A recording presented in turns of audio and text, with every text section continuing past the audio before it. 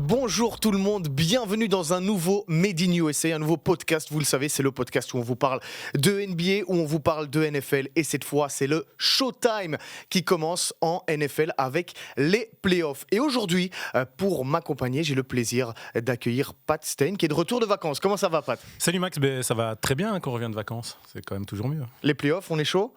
On est très très chaud, ça c'est clair. J'ai Anthony Coppi aussi avec moi, comme d'habitude. J'ai envie de dire, Anthony, pareil, on est bouillant là. Bouillant, surtout qu'on a un retour d'isolement et c'est très bien aussi quand on est de retour d'isolement.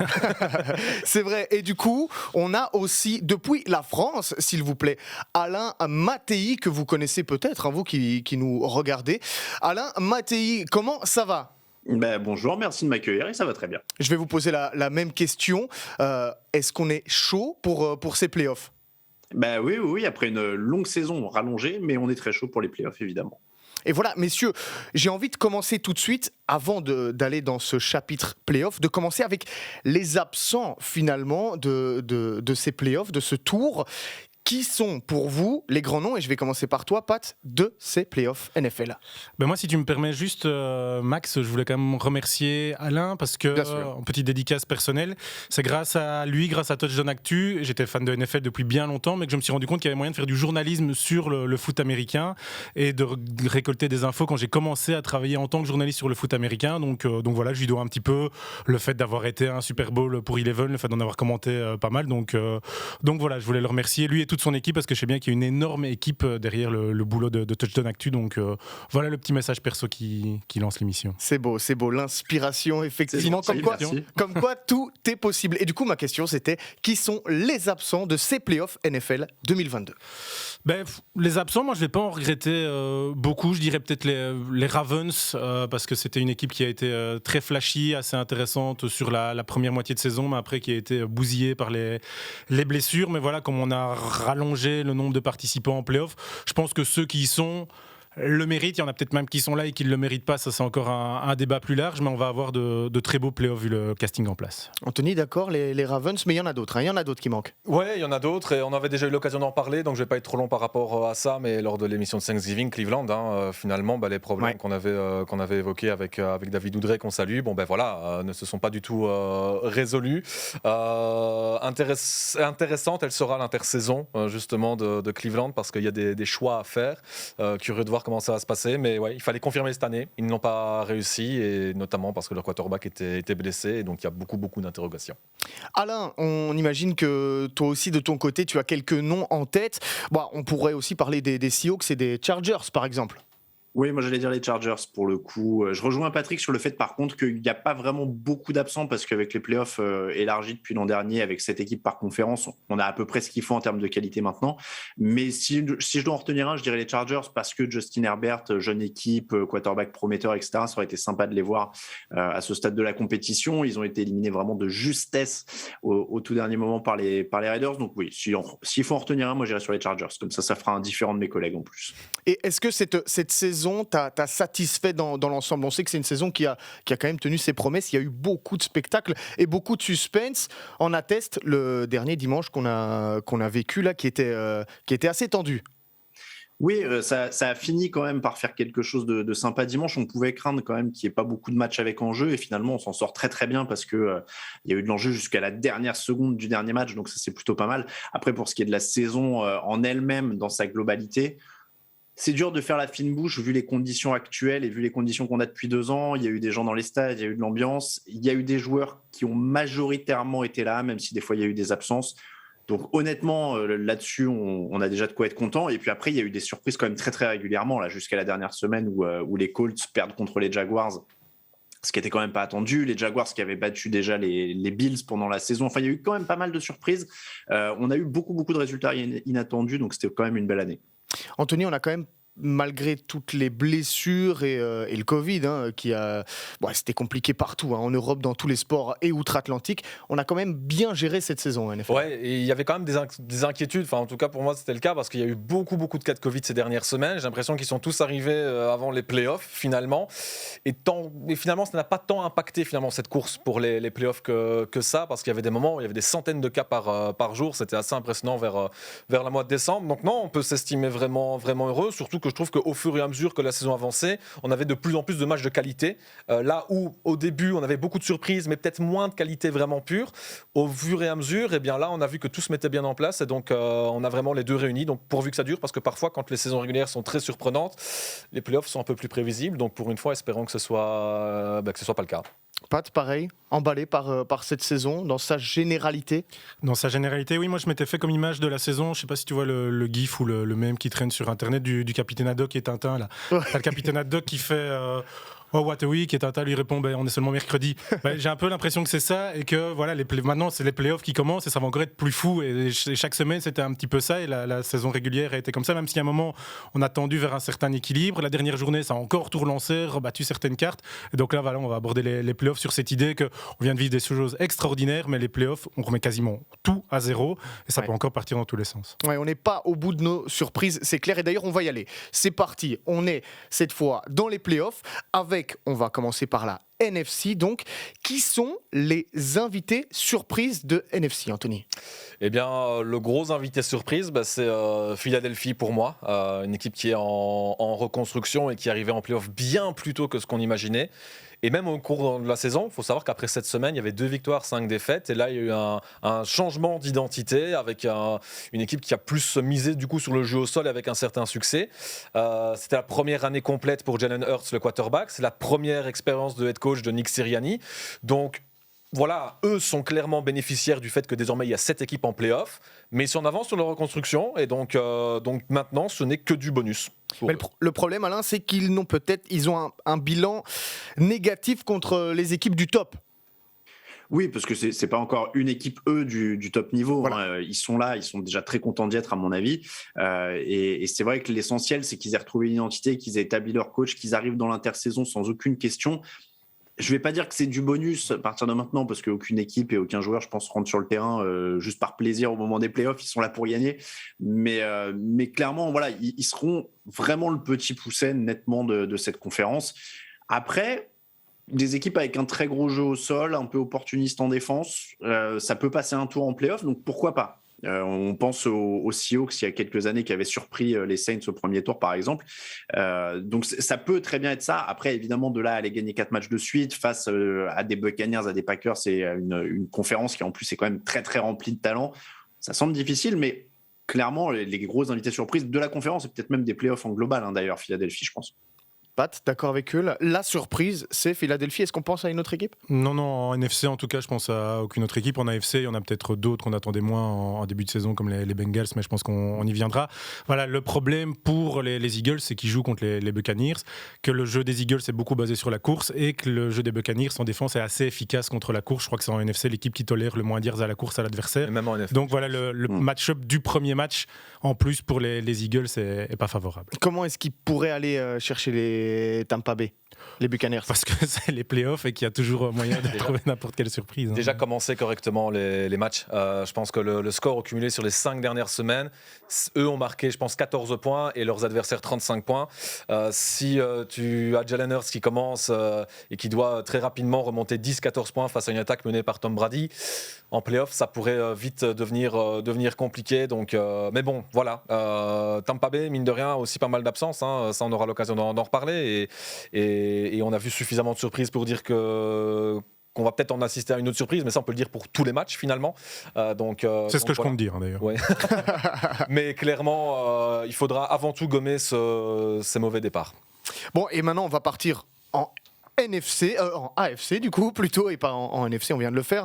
Là il y a un petit peu plus de surprises, c'était un petit peu plus inattendu, Pat. C'était inattendu, je les ai déjà cités, donc je vais continuer sur ma lancée des Bengals. Et c'est une surprise hyper positive, moi je trouve, voilà, remplie de jeunesse, cette équipe, avec un quarterback qu'on attendait très fort, perturbé par les blessures, qui revient, c'est peut-être déjà un candidat au fameux titre un peu spécial de Comeback Player of the Year, Joe Burrow pour ne pas le citer. Voilà, donc je suis très content de voir cette équipe des Bengals, ce jeu des Bengals en play-off, la franchise, la couleur de maillot, je crois qu'on est d'accord là-dessus avec Alain, ça fait un peu chaque fois bizarre de voir ça à l'écran, et c'est pas ce qui incite les gens à devenir fans des Bengals, mais donc concentrez-vous, si vous ne les connaissez pas, sur le jeu, sur les stars de cette équipe, c'est très funny, très flashy. Alain, d'accord avec Pat, et peut-être un autre nom qui te vient en tête ? Je vois qu'on est au courant de mes préférences de maillot. C'est vrai que j'ai du mal avec les rayures orange et noir. Mais c'est vrai que les Bengals, c'est quand même, en dehors de ces choix vestimentaires douteux, ça reste une équipe ultra fun à voir jouer. Joe Burrow, Ja'Marr Chase, c'est clairement un des duos de l'année. Après, dans cette conférence, évidemment, les Raiders font quand même office de surprise aussi. On l'a dit, ils se qualifient au dernier moment. Et surtout, je pense... Alors, j'ai pas regardé la stat avant de venir, mais il ne doit pas y avoir beaucoup d'équipes qui ont changé de coach en cours de saison et qui atteignent les playoffs. En général, quand vous changez de coach, c'est que ça ne va pas bien. Là, John Gruden a démissionné pour des causes complètement extra-sportives, puisque donc, il a été pris en flagrant délit de racisme, il a démissionné. Derrière, ils ont quand même un joueur qui a terminé en prison suite à un accident de voiture mortel qu'il a provoqué. Enfin voilà, ils ont vécu une année terrible hors du terrain. Ils ont un autre joueur, je crois, qui a dû être coupé, si je ne dis pas de bêtises, après avoir menacé des gens sur Instagram avec une arme, etc. Enfin bon, ils ont quand même eu la totale. Et pourtant, ils sont toujours vivants. C'est quand même assez hallucinant, moi, je trouve, cette histoire. C'est quand même la belle histoire. C'est pour Derek Carr aussi, parce qu'il rate les playoffs. La dernière fois qu'ils étaient qualifiés, c'était en 2016, si je ne dis pas de bêtises, où ils se cassent la jambe un ou deux matchs avant la fin de la saison régulière. Donc, ils sont qualifiés pour les playoffs, mais lui ne les joue pas, alors qu'il était quand même sur un très bon rythme. Depuis, il est très, très, très contesté en permanence. Il est bon, mais il n'est pas excellent. Donc, on le discute souvent. Et puis là, voilà, finalement, John Gruden est parti. On a arrêté de se poser des questions. On a fait confiance à Derek Carr. Il n'est pas tout le temps incroyable, mais cette équipe est en play-off et franchement, je trouve qu'il faut leur tirer un coup de chapeau pour ça. Ça va être dur d'aller loin. Ça va être très dur d'aller loin parce que franchement, leur attaque peine depuis quelques semaines. Mais ils sont là et ils auront une carte à jouer. Bon, on peut déjà leur donner le prix de la combativité, vu leur saison, et surtout au niveau extra-sportif. Anthony, on pense aussi aux Patriots et aux Steelers, surtout. Oui, les Steelers, parce qu'on les a donnés morts longtemps, on n'y croyait pas. Une saison dans la lignée de l'année dernière, et finalement, ils parviennent à se qualifier. Merci aussi, du coup, au premier bon match en carrière de Trevor Lawrence, au gros craquage des Colts pour ça. Il a attendu la dernière journée. Ouais, c'est ça. Et puis, c'est bien pour Roethlisberger aussi. Il va pouvoir partir sur en play-off, c'est bien. Mais c'est une plus grosse surprise pour les Patriots, parce que là aussi, un peu à l'image des Eagles, ils sont en avance sur la reconstruction. Je pense que quand Brady est parti, on ne s'attendait pas à ce que, 2 saisons plus tard, ils soient déjà de retour en play-off sans lui, même si voilà, c'est une équipe très bien coachée, forcément avec Bill Belichick. Il y a beaucoup d'expérience parce qu'il y a encore pas mal de joueurs, notamment en défense, qui étaient déjà là à l'ère Brady et dans les derniers Super Bowl. Par contre, Mac Jones, on a vu les 3 dernières semaines les limites. C'est un rookie, il a encore beaucoup de choses à apprendre. Il y a une base qui est très intéressante, mais ça pourrait être un peu... En fait, il faut que tout soit parfait pour que lui puisse avoir son meilleur niveau à l'heure actuelle. Curieux de voir jusqu'où il peut aller dans son développement, mais il n'empêche, c'est une belle surprise. Ils ont à un moment donné enchaîné 7-8 victoires d'affilée, c'est pas donné à tout le monde. Quelle serait l'équipe parmi les 4-5 surprises qu'on vient de citer ici qui pourrait aller le plus loin selon vous, et on va aller très vite là-dessus. Je pense qu'on est tous d'accord, Cincinnati. Les Bengals, ouais, d'office. Les Bengals, à droite Bengals, à gauche Bengals et... Bengals aussi. Ok, les Bengals. Eh ben c'est parfait. Maintenant, on va plutôt s'attarder sur les favoris, un petit peu les gros calibres de ces playoffs. Là aussi, on va démarrer en AFC, cette fois, on va démarrer en AFC, avec donc les Chiefs. Les Chiefs qui sont favoris. Maintenant, oui. Par défaut. Il y a eu du doute à un moment de la saison, surtout au début. Après, quand on disait il y a du doute sur les Chiefs, on s'est aussi dit quand la machine sera lancée, elle sera difficile à arrêter. On est à ce stade-là, même si à chaque fois il y a quand même quand on a l'impression qu'elle est lancée, il y a des petites turbulences, des petits accros. Il faudra voir. Je vais redire la phrase. En playoff, tout est possible. Il y a les surprises. Ça peut à un moment qu'ils se prennent un éclat aussi, comme ils s'en sont pris un au Super Bowl aussi, comme ils ont failli s'en prendre un au Super Bowl qu'ils ont quand même gagné, ou à un moment ils ont mis la machine en route et c'est parti. Même dans le cœur des matchs, parfois ils ont aussi leur up, leur down, donc attention quand même pour eux, même si là du côté de l'AFC, ils font partie des favoris établis. Alain, les Chiefs, on les voit aller jusqu'où ? Et c'est une drôle de conférence. Moi, j'avoue que j'ai du mal à voir et à être très affirmatif. Autant les 2 dernières années, ça me paraissait évident. Là, Kansas City, en effet, fait office de favori. Je crois que c'est Anthony, j'ai entendu murmurer par défaut. Oui, c'est ça. Ouais, je serais pas loin de penser pareil, en fait, au sens où ils ont la meilleure attaque, ils ont une défense. Alors, ils ont la meilleure attaque quand elle est réveillée, ce qui n'a pas toujours été le cas cette année, quand elle est pas maladroite. Donc, ils ont le potentiel. En défense, ils ont quand même pris des bouillons assez violents, notamment contre le jeu au sol ces derniers temps. Et il y a une équipe qui s'appelle Tennessee quand même dans cette conférence, qui est à la tête de série numéro 1, qu'il faudra aller jouer là-bas. Et cette équipe, elle court bien, même sans Derrick Henry, qui est son meilleur coureur, elle courait bien. Derrick Henry va revenir. Donc, c'est un peu ma crainte pour Kansas City. C'est un scénario où vraiment ils se feraient confisquer le ballon et que Tennessee les domine comme ça. Après, la bonne nouvelle pour Kansas City, c'est qu'il n'y a pas d'énormes jeux au sol en dehors de Tennessee dans la conférence. Buffalo a quand même eu du mal à trouver de la consistance de ce côté-là. Les Patriots peuvent, mais est-ce qu'ils auront passé Buffalo au premier tour ? C'est quand même une autre question. Cincinnati, Las Vegas, ça a quand même été en dents de scie aussi de ce côté-là. Pittsburgh, il n'y a pas de ligne. Donc, bon voilà, dans l'ensemble, Kansas City semble quand même avoir la voie dégagée. Attention quand même aux Titans qui sont quand même hyper valeureux depuis le début de l'année, malgré les blessures, malgré les Covid, etc. Bon, on voit que dans cette conférence, c'est assez compliqué. Il y a un équilibre. Et du côté de Tennessee, Anthony, ça va vraiment être ce repos qui va peut-être jouer en leur faveur. Alors là, je pense que dès l'instant où Derrick Henry s'est blessé, c'était donc le 31 octobre. Personne ne les voyait. Là, à ce moment-là, je pense que l'idée de tout le monde, c'était de dire s'ils vont en playoff et qu'ils récupèrent Derrick Henry, à ce moment-là, ce sera déjà bien. Ils sont en playoff, ils sont même premiers. Ça, personne n'y avait pensé. Ils sont restés très bons, alors que, honnêtement, les trois autres running backs derrière, 3 de leurs 4 meilleurs matchs au sol, c'est sans Derrick Henry. Et leurs running backs, je veux dire, personne ne les connaissait quasiment avant. Dante Foreman, Dontre Lilliard et compagnie, je veux dire, aller regarder leurs statistiques avant cette saison. Inconnu au bataillon, sauf si on regarde vraiment Tennessee du coup. Défensivement, c'est intéressant. Julio Jones aussi, ça va lui faire du bien parce qu'il sort d'une saison compliquée. Il a toujours été blessé. Il a joué, mais blessé longtemps. Donc ça va lui faire beaucoup de bien. À voir, il faudra retrouver le rythme. Si on a un Derrick Henry à 90% dès le début, alors là oui, ça pourrait pourquoi pas créer la surprise, parce que Kansas City est en train de se remodeler en attaque. C'est une équipe qui essaie d'être moins explosive, plus balancée et tout, et ils arrivent petit à petit à le faire ça, mais bon, c'est difficile, c'est ouvert en fait à tout niveau. C'est pour ça que je disais que Kansas City est favori par défaut, par rapport à leur expérience, par rapport aussi aux skill players. On sait que ça peut être très explosif, et le fait que les Chargers ne soient pas dedans, c'est une équipe en moins qui peut les battre à leur propre jeu en play-off, ça c'est important. Attention s'ils doivent jouer Cincinnati du coup, mais c'est difficile à dire. Je pense que ça va se jouer entre ces trois-là, Cincinnati, Tennessee et Kansas City. Ok, et est-ce qu'on met aussi les Bills du coup, donc, dans les favoris, les Buffalo Bills, est-ce qu'ils peuvent faire partie des favoris ? C'est irrégulier, c'est ça qui m'inquiète en fait. Qu'est-ce qu'on pense des Bills ? Qu'est-ce qu'on pense des Bills ? On en pense qu'on en a pensé toute la saison. Un peu aussi de se dire, avant le début de la saison, si on reprend vraiment, même si on réécoute le premier podcast, moi j'en avais fait un des favoris pour aller jusqu'au Super Bowl. Contre les 49ers. Oui, voilà. Mais ça, c'était un peu pour rire. Faut remettre dans le contexte. Mais, c'est toujours possible en tout cas. C'est toujours possible, on y reviendra. Mais donc, voilà, après les Bills, ça a été des hauts, des bas aussi. Ils nous ont fait croire à un moment que la machine était lancée, puis pas. Donc, je les mettrais quand même en dessous des trois autres qu'on a cité. Vraiment, s'il faut faire un power ranking de cette conférence, je les mettrais quand même un ton en dessous. Bon, un petit peu comme tout à l'heure, je vais vous demander de citer très vite le nom qui pour vous va aller jusqu'au bout, donc jusqu'au Super Bowl. Anthony ? Je vais pour Kansas City par défaut, mais je suppose qu'il y aura un pronostic peut-être un petit peu plus farfelu à demander plus tard, non ? Plus tard, il y aura encore un petit pronostic. Donc à droite, j'ai les Chiefs. À gauche, on va rester sur les Chiefs. On reste sur les Chiefs. Et Alain nous dit... Je vais aller sur les Chiefs aussi, mais attention, je mets un bémol. Attention quand même aux Bills. S'ils ont un coup de chaud, ça peut être très très fort. Ils ont une très bonne défense quand même. Ok, donc on va tenir les Bills à l'œil. On va partir. C'est conservateur. Nous, sur 4 tentatives, on tente les field goals, on n'y va pas.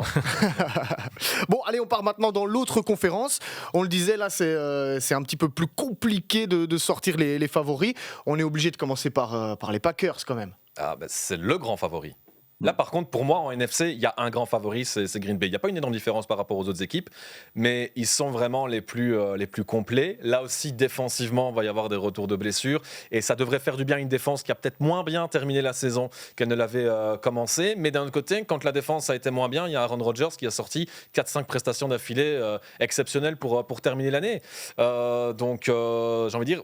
C'est un peu l'année ou jamais, ils sortent quand même de 2 finales de conférence perdues. Mais pour moi, aujourd'hui, sur le papier, concernant toutes les équipes en play-off et pas seulement en NFC, c'est l'équipe la plus complète, la mieux construite, la plus cohérente pour aller vraiment tout au bout. Alain, les Packers, c'est l'année ou jamais ? Même chose qu'Anthony, je trouve que c'est vraiment en effet l'équipe la plus complète avec le meilleur quarterback en termes de niveau de jeu pur en tout cas, probablement le MVP. Après, la question avec eux, c'est la finale de conférence. C'est-à-dire que c'était un peu pareil les 2 dernières années. Et puis, ils explosent complètement. Ils sont complètement apathiques en finale de conférence. Donc, est-ce que là, ils vont réussir à s'en sortir? Après, il y a un petit bémol par rapport à l'an dernier, peut-être.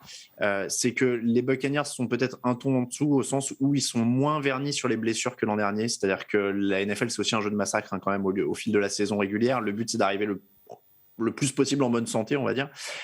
Et les Buccaneers, l'an dernier, avaient quand même eu beaucoup de chance. Tous leurs joueurs principaux étaient là. Là, il y a beaucoup de gens qui boitillent de quelque part, qui ont un petit bobo quelque part ou qui sont même carrément indisponibles. Ils ont aussi perdu Antonio Brown, un de leurs meilleurs receveurs, pour d'autres raisons la semaine dernière. Donc, ils sont quand même moins en verve. Clairement, je dirais comme Anthony, je pense que Green Bay est un ton au-dessus, en tout cas sur le papier.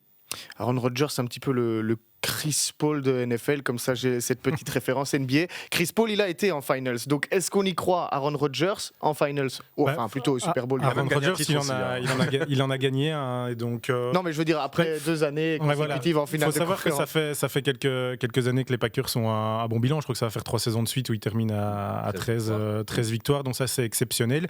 Mais justement, est-ce que ça va pas à un moment jouer dans les têtes, introduire le blocage, comme Alain le disait, de la finale de conférence?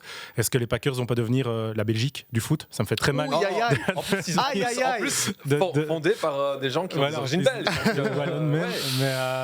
Mais voilà, je ne leur souhaite absolument pas, comme je ne souhaite pas à la Belgique de... Ça vient de toi. Absolument. Mais ça me fait mal, je sais pas pourquoi ça n'allait pas venir d'Alain, on est d'accord. Hein. Mais donc... J'allais dire, je vois pas de quoi vous parlez. Mais donc, attention, blocage psychologique aussi. On se souvient aussi dans quelles circonstances ils ont été éliminés l'année passée sur les Buccaneers avec la gestion de la fin de match. Est-ce que ça va pas trotter dans les têtes à un moment de faire des choix très importants pour le coach, pour Rodgers, pour les coordinateurs? Est-ce que dans un moment chaud, est-ce que tout ça ne va pas remonter à la surface? Ils devront gérer tous ces éléments. Pas que ce soit les nouveaux Saints en fait. Une grosse équipe pendant plusieurs années, pas loin, et finalement pas du tout. Est-ce qu'on a d'autres favoris dans cette conférence? On avait noté les Cowboys par exemple, ou les Rams. Les Rams, ils en sont où? J'aimerais bien commencer par les Rams, c'est plus intéressant parce qu'en fait, je pense que la réussite ou pas des Rams cette saison repose uniquement sur le quarterback. Alors c'est logique en NFL, mais c'est peut-être encore plus logique quand il s'agit de Matthew Stafford et qu'il a quand même eu sur la deuxième partie de saison une grosse tendance à perdre le ballon. S'il parvient à corriger ça, c'est peut-être même, étant donné des problèmes de blessures dont on a déjà parlé avec les Buccaneers, s'il y a un Stafford propre, c'est peut-être même la deuxième meilleure force en NFC et pas très loin des Packers, parce que bon, il y a eu des acquisitions pendant la saison. Von Miller a bien terminé l'année. Odell Beckham Jr., il a quand même un rôle, il fait du meilleur boulot qu'à Cleveland, et même si c'est pas aussi clinquant qu'à l'époque de New York, il a un vrai rôle et un vrai impact dans cette équipe. Cooper Kupp, je pense qu'on va peut-être en parler un peu plus tard aussi, qui a été exceptionnel. Il y a tout, même un jeu au sol, une bonne défense, Aaron Donald, Jalen Ramsey. Tous les ingrédients sont là, et en plus ça se joue quand même à Los Angeles, le Super Bowl, jusqu'à preuve du contraire en tout cas. Ouais. Donc ça dépend uniquement de Matthew Stafford ou quoi, parce que 3-4 interceptions en un match en playoff, généralement ça va pas au bout. Bon, donc on a parlé des Rams, il y a beaucoup de favoris. Donc Alain, les Cowboys, Anthony disait, j'en parlerai après. Qu'est-ce qu'on en pense des Cowboys? On en pense que c'est un peu Dallas, c'est-à-dire que Dallas, tous les ans, on a des espoirs, et puis tous les ans, il y a un moment où ça explose.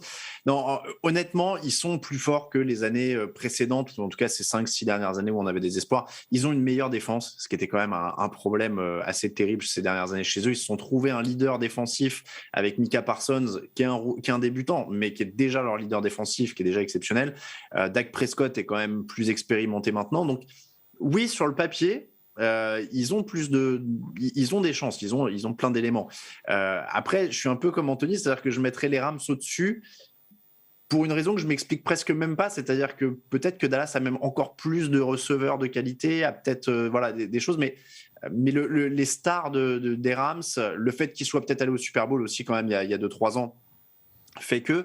Mais Dallas est un de ces outsiders dont on ne sait pas vraiment si... on ne sait pas de quoi ils sont faits, quoi. On ne sait pas quand ça va serrer le jeu dans les matchs décisifs de play-off, si ça va tenir, d'autant qu'ils ont quand même aux manettes Mike McCarthy, qui est un coach qui n'a pas toujours prouvé sa lucidité dans les grands moments en play-off, ce qui est aussi un paramètre à prendre en compte, mine de rien. Bon, j'ai aussi envie de m'arrêter un petit peu sur les Buccaneers, parce qu'on n'en a pas encore beaucoup parlé. Il y a évidemment Brady qui est dedans, donc ça intéresse tout le monde. Mais aussi, il y a cet épisode avec Antonio Brown. Qu'est-ce qui s'est passé ? Je crois que la vérité exacte, on ne le saura jamais parce que c'est des, on a vu de tout, des sur les versions réseaux contre sociaux. versions, c'est une lutte de communication. Ce qu'on sait juste, c'est que la conséquence est là, c'est que les Buccaneers perdent encore un joueur, et un joueur important quand même si cette année-ci moins que la précédente. Pour Tom Brady, ça lui fait quand même encore une cible en moins, et les cibles elles commencent à se diminuer, et les aides sur le compartiment offensif de l'équipe commencent à se diminuer grandement, même si ça reste Tom Brady en playoff, il va devoir quand même encore sortir des choses de ses manches pour aider les Buccaneers à conserver le titre. Je ne sais plus lequel de vous deux avait dit il ne faut jamais parier contre Tom Brady. Tout le monde le dit finalement. Donc, jusqu'où est-ce qu'ils peuvent aller ? Est-ce qu'on parie contre Tom Brady ou est-ce que justement on se dit qu'il va aller jusqu'au bout ? Ils peuvent aller jusqu'au bout. Ils peuvent faire le back-to-back concrètement. Mais est-ce que cet épisode d'Antonio Brown va jouer je sais pas, contre eux ? En fait, au début, sur les 2-3 premiers jours, quand il sortait des histoires par rapport aux blessures, je me suis dit, on est peut-être au début de quelque chose qui pourrait être important. Mais sauf que son comportement derrière, où il a recommencé à faire sa victime, pas comprendre son contrat, alors que bon, là, et Alain va très bien en parler après, donc je vais lui laisser la place là-dessus. On écoute suffisamment le podcast de Toujours Actu pour savoir, mais je veux dire, qui fait qu'en fait, il s'est décrédibilisé déjà dans cette situation, alors que peut-être qu'il n'a pas totalement tort en fait sur le début de l'histoire, concrètement. Mais sauf que son comportement par après va peut-être faire que de lui-même il va étouffer cette affaire, ce qui serait une bonne nouvelle pour les Buccaneers, mine de rien, parce que ça c'est du drama. En plus c'est une vraie star que les médias américains vont apprécier utiliser même pendant les playoffs. Donc on sait comment ça marche. Donc au début, j'avais un vrai doute. Là, j'en ai moins. C'est vraiment juste les blessures qui m'inquiètent par rapport à eux. Mais bon, après, oui, Antonio Brown, sportivement, ça reste une perte parce que je trouve que même avec un Mike Evans, un Rob Gronkowski et compagnie, j'ai toujours eu l'impression que la connexion la plus naturelle de Brady dans cette équipe de Buccaneers, c'était avec Antonio Brown malgré tout. Avec les autres, c'est bon, mais encore plus naturel, encore plus fluide avec Brown qu'avec les autres. Il se trouvait les yeux fermés. Bon, Anthony, tu nous l'as teasé. Alain, c'est parti. Alors, on a envie de savoir maintenant. Non, mais c'est vrai que j'ai parlé pas mal de ça ces dernières semaines. C'était un cas un peu compliqué, et je pense qu'en effet, la morale, c'est que je pense que tout le monde ressort sali, ou en tout cas pas sous un très bon jour de cette histoire. C'est-à-dire que les Buccaneers ont été cyniques. Il y a une époque où ils faisaient croire qu'ils faisaient un peu du social. On va réintégrer Antonio Brown, etc. Bon, ils prenaient Antonio Brown parce que c'était un bon joueur de football. Là-dessus, il a raison. Ils ont peut-être essayé de le faire jouer blessé. C'est probable aussi. Ce serait pas la première fois en NFL. Après, honnêtement, je pense qu'en effet, c'est un peu ce que disait Anthony, sur le plan médiatique, histoire à côté, etc. Maintenant, le cycle médiatique va tellement vite qu'honnêtement, une fois que les playoffs auront commencé, on ne parlera plus vraiment d'Antonio Brown. Et le problème est vraiment sportif. Et c'est le contexte aussi qui rend le départ d'Antonio Brown problématique. C'est que Chris Godwin, leur receveur le plus productif, est blessé, ne jouera pas ses playoffs. Et donc, en effet, l'absence de Brown est fait d'autant plus mal que Godwin n'est pas là. Et en effet, il avait la meilleure connexion, la connexion la plus naturelle avec Brady. Donc, Evans, plus Godwin, plus Brown, plus Gronkowski, c'était terrible pour les adversaires. Là, il n'y a plus Brown, il n'y a plus Godwin, il n'y a plus que Evans et Gronkowski. Et derrière, il faut bricoler un petit peu avec des joueurs un peu moins connus. À mon sens, ça met beaucoup de pression sur Rob Gronkowski, qui a fait un très bon dernier match d'ailleurs de saison régulière, qui lui aussi évidemment a une connexion naturelle incroyable avec Brady. Mais c'est vraiment ça. Moi, je pense que on en est maintenant aux sportifs, et de toute façon, c'était que de ça à la base. Ils l'ont pris, et dès que ça n'allait plus, ils l'ont viré. Ils ont eu ce qu'ils voulaient, un titre. Ils n'ont pas pu aller un peu plus loin. Mais c'est vraiment le sportif qui fait très mal. Ils auraient eu une attaque aérienne qui serait beaucoup plus impressionnante si Antonio Brown était là.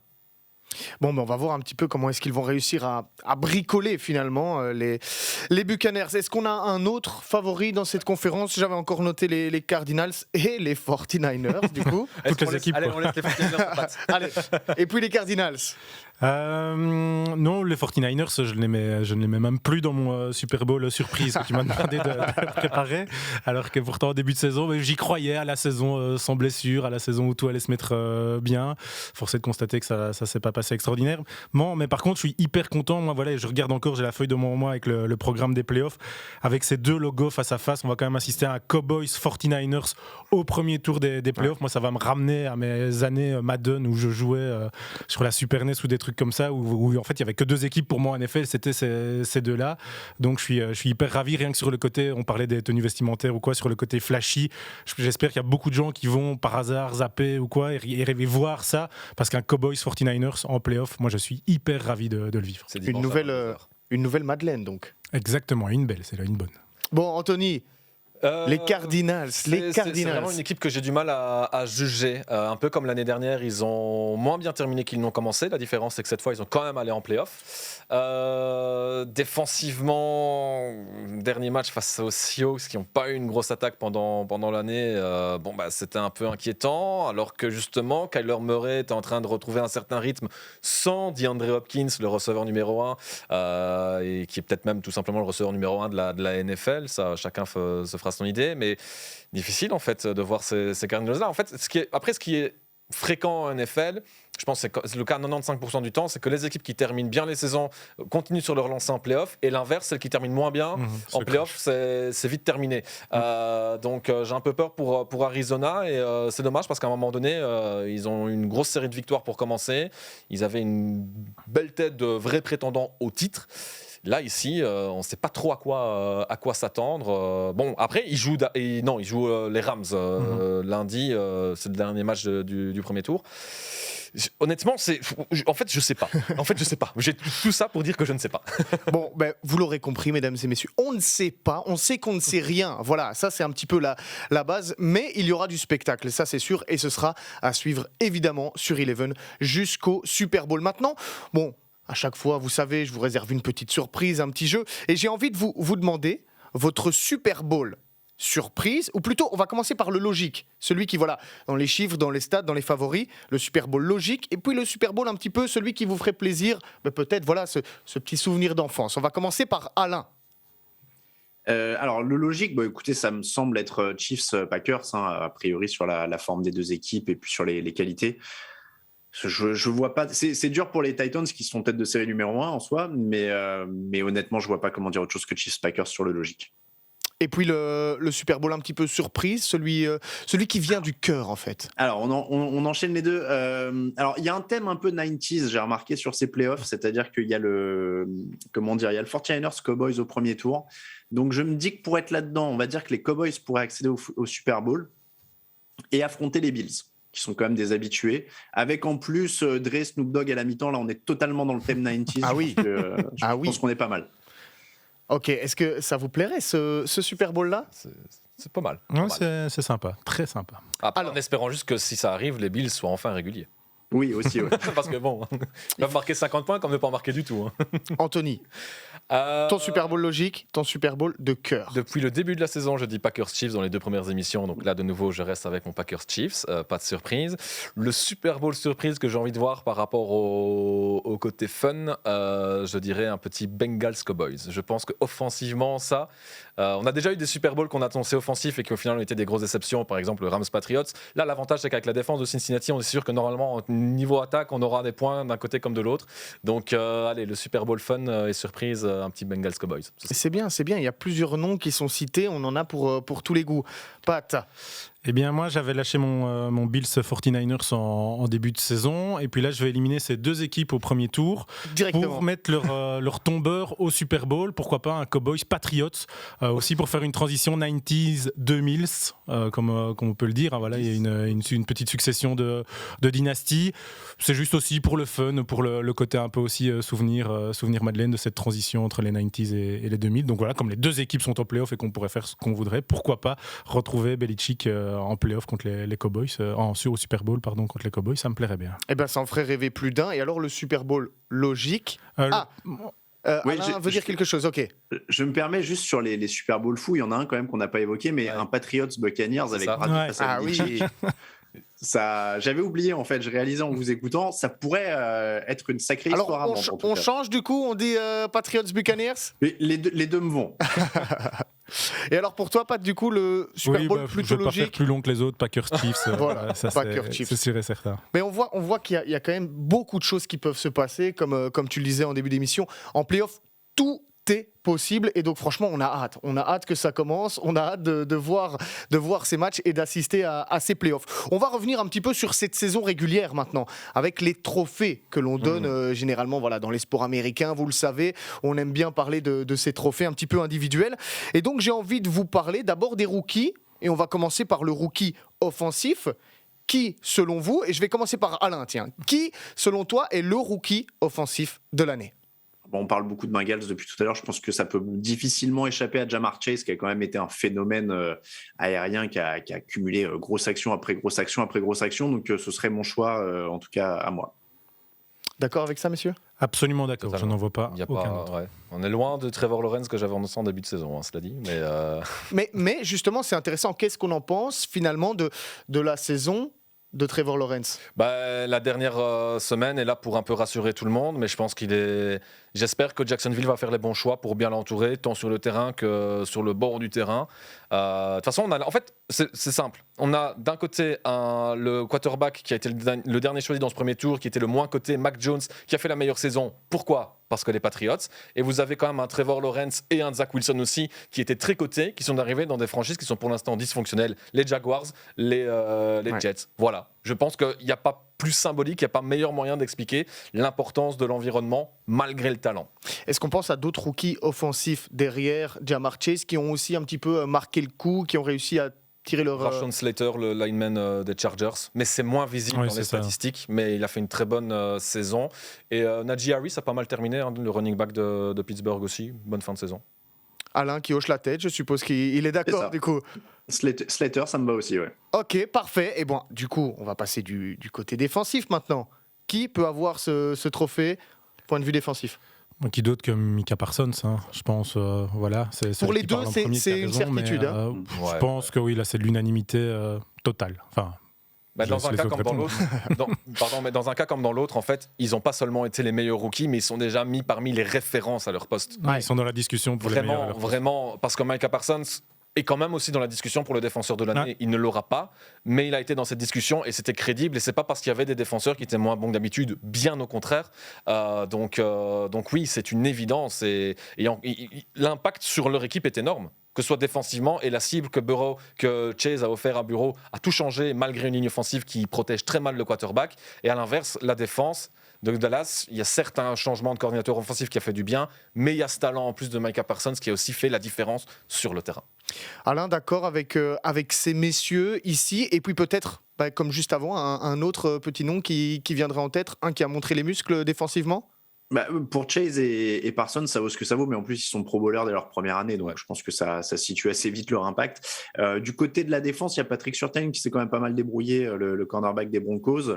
Voilà, je pense que. Mais c'est vrai que Parsons a tellement écrasé la concurrence qu'il n'y a aucun autre nom qui vient pour le trophée, en tout cas. Bon, on va rester avec toi pour le coach de l'année. Qui a été le coach de cette saison NFL ? Eh ben j'ai dit que je manquais un peu de respect aux Titans en les pronostiquant pas alors qu'ils sont tête de série numéro 1. Là, pour le coup, je donne le titre de coach de l'année à Mike Vrabel, qui est leur coach. Il a composé avec des conditions qui sont quand même assez hallucinantes. Derrick Henry, donc son meilleur joueur, qui tombe fin octobre. Julio Jones, qui est en permanence blessé. A.J. Brown, qui est quand même un autre excellent receveur, qui a eu aussi des petits bobos. Et pourtant, il y a eu Bud Dupree, je crois aussi un de ses défenseurs principaux, qui a eu le Covid, si je dis pas de bêtises. On s'embrouille maintenant entre les blessures et le Covid. Mais voilà, il a dû jongler en permanence avec des blessures, avec des Covid, avec des choses. Et il termine premier. Et c'est exactement ce que disait Anthony, ou je sais plus si c'était Patrick. Quand Derrick Henry se blesse, on se dit s'ils vont en play-off, c'est bien. Franchement, s'ils tiennent le coup, ce sera bien. Et en fait, ils terminent premier. Donc là, il y a plein d'autres bons candidats, comme tous les ans pour les coachs. Mais là, personnellement, j'ai du mal à dire autre chose que Mike Vrabel. Mike Vrabel, messieurs, est-ce qu'il n'y en a pas un autre qui peut rentrer dans la discussion ? Oui, ici, dans la discussion, on peut faire rentrer Belichick aussi sur l'avance qu'il a pris dans la reconstruction. Même Mike Lafleur du côté des Packers quand même, parce qu'on est sur la 3e saison, un super bilan, comme je le disais tout à l'heure. Mais comme Alain le disait aussi, la NFL, c'est un jeu de massacre. Et on a l'impression que sur les Titans, justement, ils ont évité ce fameux jeu de massacre. Et les excuses, par exemple, que j'ai utilisées pour les Ravens à un moment, ils ont perdu des joueurs importants. Les Titans aussi, ils les ont perdus. Mais pourtant, le coach et le coaching staff a trouvé les solutions pour surmonter tout ça, donc c'est ce qui lui donne beaucoup d'arguments. En plus, il a une position numéro 1 de conférence au final pour magnifier tout ça. Donc voilà. Mais je voudrais juste, c'est pas pour le, enfin, il l'aura pas. Je pense que ce sera vraiment Mike Vrabel, mais j'ai quand même envie de souligner, c'est le travail d'un Sean Payton.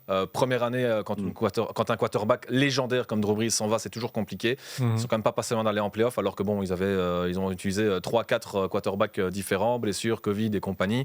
Donc ils sont pas passés loin finalement des playoffs. et ça très très peu de gens l'auraient imaginé, y compris au fur et à mesure de la saison. Lui et aussi Mike Tomlin, qui lui du coup est en play-off, il faut les citer, mais ils ne gagneront pas le titre. Bon, on voit qu'il y a quand même pas mal de noms, même si Vrabel part favori, et on sait que c'est pas facile de coacher en NFL. Maintenant, j'ai envie que vous laissiez parler votre cœur, messieurs. Quel a été votre coup de cœur ? Vous voyez, ce joueur que vous aviez envie de regarder parce que voilà, il vous a fait du bien, il vous a fait plaisir dans les matchs qu'il a fait. Anthony ? On en a déjà parlé, c'est Ja'Marr Chase en fait. Le match contre les Chiefs m'a provoqué des émotions incroyables en fait. Je pense que mes voisins s'en souviennent encore. C'est vraiment non, sincèrement, il était exceptionnel. J'ai encore en tête cette 3e et 27 en 4e quart-temps qu'il va chercher. C'est hallucinant, vraiment. Moi, j'adore ce genre de receveur comme ça. J'étais un grand fan d'un Calvin Johnson, par exemple. J'adore un DeAndre Hopkins. Ja'Marr Chase est dans ce registre-là. Donc, clairement, pour moi, c'est mon coup de cœur de l'année. Bon, on s'excuse évidemment pour les voisins d'Anthony qui doivent vivre de longues et dures nuits. Pat, ton coup de cœur de la saison? J'en ai plusieurs, moi. On peut se faire plaisir. Et puis j'ai peur de spoiler Alain, mais j'ai l'impression qu'on n'a pas beaucoup parlé de Cooper Cup dans cette émission. Et pourtant, lui, il a fait une saison de dingue aussi. C'est aussi un receveur extraordinaire à avoir joué. C'est flashy. Voilà, Cooper Cup, je pense qu'il faut absolument le citer. Il y a un autre joueur défensif que j'ai envie de citer, mais je vais d'abord laisser Alain donner son nom parce que c'est peut-être le même. Non, moi j'en ai deux. Je vais citer le camarade. Parler de Ja'Marr Chase. Moi, j'adore voir jouer Joe Burrow. Je trouve que pour un quarterback de 2e année, il dégage une sérénité, une facilité. Et puis aussi, je ne sais pas si on va dire swag. Je ne sais pas si ça se dit. Si ça se dit aussi. Bien sûr. Voilà. Mais il y a un truc avec Joe Burrow qui est quand même assez cool et que j'aime beaucoup. Et alors, pour pas reciter Cooper Cup, moi je vais citer sa copie un peu plus petite parce que c'est pas le même gabarit des Raiders, qui est Hunter Renfrow. Qui est quand même un receveur formidable et j'aime bien dire cette bêtise-là, mais c'est un des rares joueurs que j'ai croisé dans un vestiaire que je domine physiquement, qui est vraiment pas très costaud. Quelqu'un m'avait pris une photo que j'avais revue entre-temps et il dégage. Il n'a pas l'air costaud et c'est pas un joueur NFL immense, musclé, etc. On a l'impression que je discute avec un des responsables des équipements des Raiders sur la photo et pourtant il fait des trucs merveilleux sur un terrain. Il a été décisif dans cette campagne justement des Raiders dont on disait qu'elle a été très compliquée et c'est un de ceux sur lesquels Derek Carr a pu se reposer jour après jour après jour, y compris dans le dernier match. Voilà, joueur de poche mais hyper important et en l'occurrence très sympathique d'ailleurs. Je voudrais justement enchaîner aussi en disant aussi Derek Carr. Parce que c'est clair que, mine de rien, dans la discussion du MVP, moi je le mettrais peut-être bien dans mon top 5 par exemple. Ah, bah voilà. Alors, est-ce qu'il y a eu du spoil ou pas? Non, ça va, je vais pouvoir revenir. Ok, allez, c'est parti alors. Que je ne pense pas, moi, dominer physiquement, j'ai jamais croisé, mais TJ Watt aussi, j'ai envie de citer ça. Je suis même à peu près sûr que je ne le domine pas physiquement. Voilà, grosse saison, record, tout ce qu'on veut. Et Pittsburgh en play-off. Et joueur défensif, je crois qu'il sera classé peut-être le plus haut dans la course au MVP aussi. Et Cooper Cup, du coup, le joueur offensif, normalement. Ouais. Bon, et maintenant, j'ai entendu plusieurs fois qu'on a dit ce mot MVP. Qui est le MVP? Voilà, c'est la question un petit peu que tout le monde se pose. On sait que du côté des Packers, il y a le grand favori. Messieurs, où est-ce qu'on se situe du côté du MVP? Pat? Moi, j'irais du côté de Green Bay, du côté du MVP, chercher Aaron Rodgers. Rappelons-nous aussi le premier podcast où on se disait quelle va être sa saison, est-ce qu'il va encore faire la diva, est-ce qu'il va râler, il y a un quarterback qui était drafté derrière lui. Voilà, parce que dans le mot valuable, il y a tout l'apport qu'on donne à son équipe et Rodgers, il peut l'amener au sommet comme il peut la détruire selon ce qui se passe dans la tête et visiblement il a décidé de mettre les choses au point sportivement en tout cas cette saison. Voilà, il y a peut-être encore le doute pour les playoffs, comment ça va se passer, est-ce que ça va disjoncter à un moment ou pas, mais je crois que sur cette saison-ci il a prouvé que il voulait encore mener cette équipe de Green Bay le plus haut possible et il l'a fait. Alain, d'accord pour partir du côté de Green Bay? Oui, je pense que le seul candidat valable en face, c'est Tom Brady. Son coach a déjà commencé la campagne en disant que ce serait une mascarade s'il ne l'avait pas, etc. Mais je pense que oui, c'est difficile de ne pas le donner à Aaron Rodgers, qui est quand même à un niveau de jeu assez délirant. On parle souvent de Brady et ses 34 ans, mais Rodgers doit être à pas loin de 38 maintenant, ce qui est quand même déjà bien de jouer à ce niveau-là. Et la caractéristique de Rodgers, qui est vraiment exceptionnelle, c'est qu'il y a tellement peu de déchets dans son jeu. Il doit avoir que 4 interceptions encore cette année, si je dis pas de bêtises. Ouais, Il a un taux d'interception qui est ridiculement bas. Et il peut tout faire et comme l'a dit Pat, il mène son équipe. Voilà, il est absolument tout dans cette attaque quasiment. En tout cas, il est vraiment, il dégage une sérénité, une facilité en permanence. Voilà, pour moi, ça rend Rodgers aussi. Ouais, je crois que pour la première fois du podcast, il va y avoir un débat. Ouais. Anthony n'a pas l'air d'accord. Hein. Si. Moi, la chose en fait sur laquelle je suis plus surpris dans les discussions de cette fin de saison, c'est de ce côté en fait où pour beaucoup de gens, c'est indiscutable en fait que ce soit Rodgers. En soi, il l'a cette année. Je trouve que c'est absolument pas scandaleux, logique, d'accord. Mais je me demande aussi si on ne pourrait pas en fait légitimement, pour la deuxième fois dans l'histoire de la NFL, je pense, avoir 2 MVP, parce que sincèrement, j'ai un peu sur l'ensemble de la saison, j'ai du mal à départager Rodgers de Brady. Vraiment. Parce que je sais que Rodgers termine mieux et que c'est souvent un point positif. Ouais. Il a moins de déchets que Brady, mais il y a une différence aussi qui peut se faire dans d'autres statistiques. En termes de yards, Brady lance beaucoup plus souvent le ballon. Moi, il y a un point que j'aime bien au niveau des statistiques, c'est le nombre de drives de la victoire menés par les deux. Il y en a 2 pour Rodgers, il y en a 5 pour Brady. Et au niveau des stats avancées, ils sont tous les deux très très proches en fait. Dans les différentes stats avancées, Brady qui n'a pas toujours eu, certes il a un casting All-Star, mais à un moment donné, c'était Evans qui n'était pas là, puis ça a été Gronkowski, puis ça a été Brown, puis ça a été Godwin, et puis les Perryman et tout ça derrière n'ont pas toujours été là. Donc en termes d'alchimie, il a plus d'interceptions aussi. Ouais, qui ne sont pas toutes de son fait, mais c'est vrai. Mais donc en termes d'alchimie, c'est hyper important. Donc moi, je me dis tout ensemble, ça fait un peu réponse de Normand, et c'est peut-être frustrant de dire qu'il y en aura 2 et pas un seul, mais je me dis, est-ce qu'au final, ce serait peut-être pas le scénario le plus logique quand on prend l'ensemble de la saison ? Parce que du coup, Brady commence plus fort que Rodgers. Ça peut arriver, un double MVP, ou vous restez sur Aaron Rodgers ? Anthony l'a dit, c'est déjà arrivé. Moi, je resterai sur Rodgers, rien que parce que sur l'argument des drives de la victoire, si Rodgers s'en a pas fait, c'est peut-être parce qu'il était à l'abri avant. Donc... c'est ça. Bon point. Non, et Alain est d'accord, je pense. Hein. Oui, bah, c'est ce que j'allais dire. Oui, c'est que s'il roule sur les équipes avant, il n'a pas besoin de faire un drive de la victoire. Et voilà. Mais on verra. Attention, c'est pas terminé. Mais de nouveau, je pense que un autre truc. Allez, je vais juste terminer avec un argument contre Rodgers, vraiment.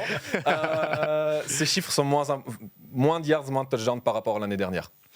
Mais bon, après, voilà, tu dois comparer par rapport à cette saison-ci aux autres. Mais moi, je trouve que moi, j'ai vraiment du mal en fait à pas en donner. C'est peut-être aussi parce que Rodgers l'a eu l'année dernière que je dis ça. Hein. C'est vrai que parfois il y a ce sentiment-là qui intervient. Mais bon, après, d'un autre côté, vous savez, vous disiez Rodgers MVP, mais s'il veut un titre, mieux vaut ne pas être MVP. Hein. Parce que le dernier, c'était quand même Kurt Warner en 99. Et entre-temps, il y en a eu quelques-uns qui l'ont eu et qui ne sont pas allés au bout ou qui ont carrément perdu le Super Bowl. Donc, c'est vous qui voyez. Un petit peu le cœur qui parle du côté d'Anthony à chaque fois qu'il évoque Tom Brady. On le sait, mais c'est comme ça. Ça fait. Merci pour la balle. Non, mais voilà. En tout cas, merci messieurs pour vos pronostics.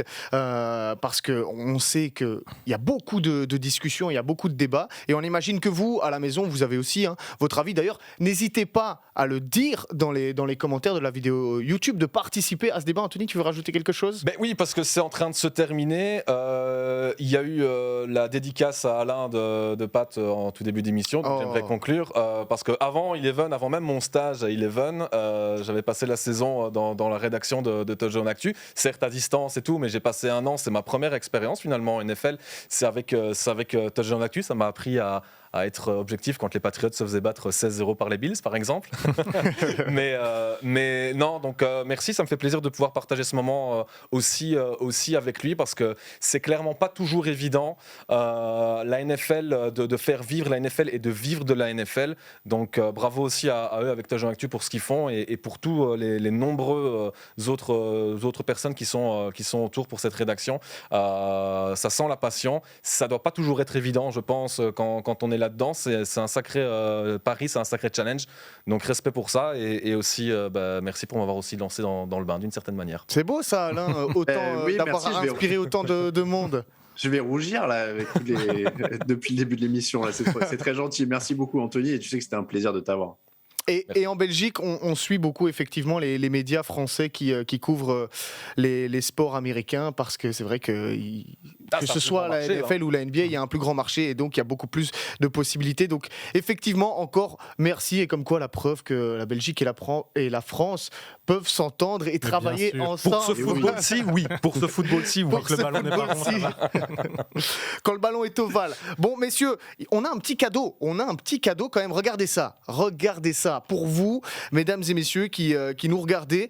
On vous offre Madden 2022, ou plutôt Madden 22. Alors, ce ne sera pas la version physique. On va vous offrir des codes. Et pour ça, vous allez devoir, dans les commentaires de la vidéo YouTube de ce podcast, vous allez devoir nous prédire le vainqueur entre les Bengals et les Riders. Donc, dites-le nous, juste. Cette équipe va gagner. Un petit pronostic, quand même, pour aider un petit peu nos spectateurs. C'est le premier match, samedi à 22h. Allez, un bon match bien offensif pour commencer. Je dirais 40-22 pour les Bengals. Il faut juste dire le gagnant. Mais Anthony, il vous offre toujours un petit peu plus. C'est ça qui est beau aussi, Pat. On l'a bien dit tout au long de l'émission, les Bengals pour moi sont favoris, votés pour le plus les maillots des playoffs. Et avec le score du coup, tant qu'on y est. L'écart d'Anthony me satisfaisait assez. Je vais peut-être dire 35-14. Ce serait une première victoire depuis 91 pour eux. Janvier 91. Nous n'étions pas nés avec Maxime. Voilà. Alain, d'accord ou pas?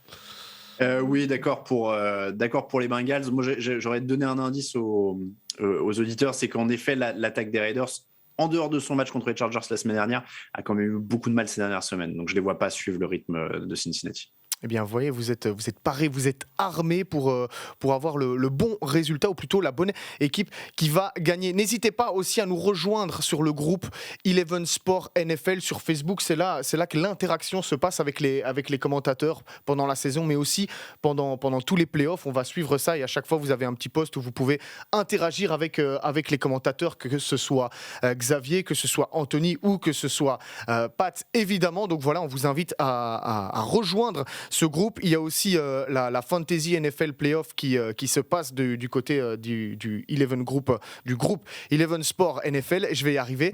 Et puis voilà, il me reste à vous souhaiter, messieurs, des bons playoffs. Et un petit mot pour finir chacun. À quoi est-ce qu'on peut s'attendre? Un mot pour décrire cette saison, ou plutôt les playoffs qui vont arriver. J'aime pas être le premier, mais on va dire folie. Folie?